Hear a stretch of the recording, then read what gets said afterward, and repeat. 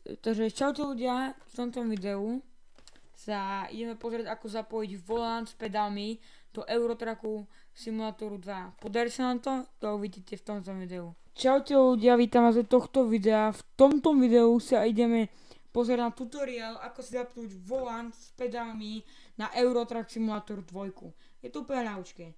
Dáte začať kariéru, tuto vám to musíte mať. Ja mám volant na USBčko. Neviem, či to ide aj na druhých, ale ja to nemám proste na USBčko a takto to robím.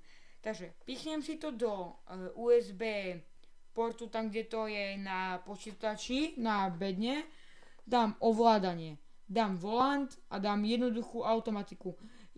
V minulosti, keď som ešte nevedel, že ako to mám dať, tak som proste dával hocičo, lebo som to nevedel proste, hej. Išlo mi to zle.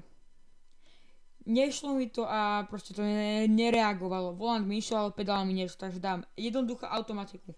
Tuto vidíte, že tuto mám brzda, ako otáčam teda doľava, doprava, tuto vidíte, že sa mi to pohybuje. Teraz dám, že od zrýchlenia čuknem a dám plyn. To je úplne všetko, ale pozor.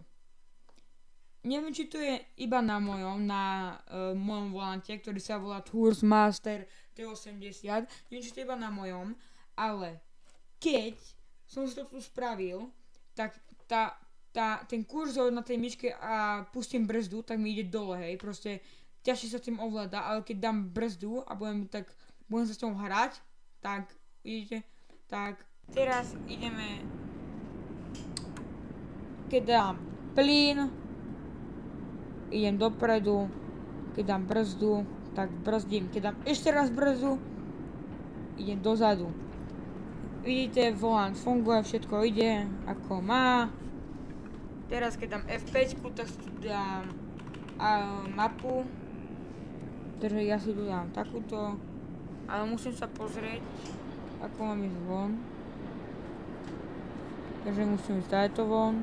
Inak budem rád, keď toto video podporíš lajkom. Budem ti za to nesmierne vďačný. A keď bude nás tu viac, tak bude tu lepší content. Takže daj tu like. Je to zadarmo, tak prečo nie? Ja sa tu teraz neviem vysomáriť toto. Uvidíme sa, keď budeme hore.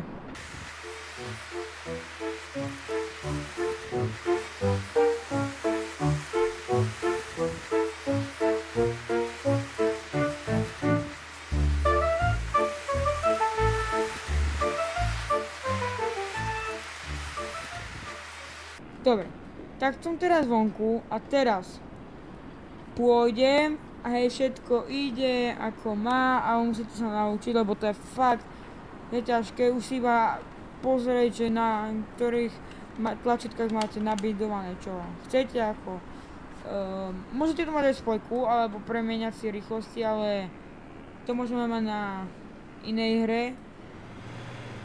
Takže ja budem rád, keď toto video podporíš lajkom, odberom a nejakým pekným komentom, však čo je to zadarmo, tak prečo nie. Uvidíme sa pri ďalšom tutoriáli alebo pri ďalšom videjku. Čau, čau.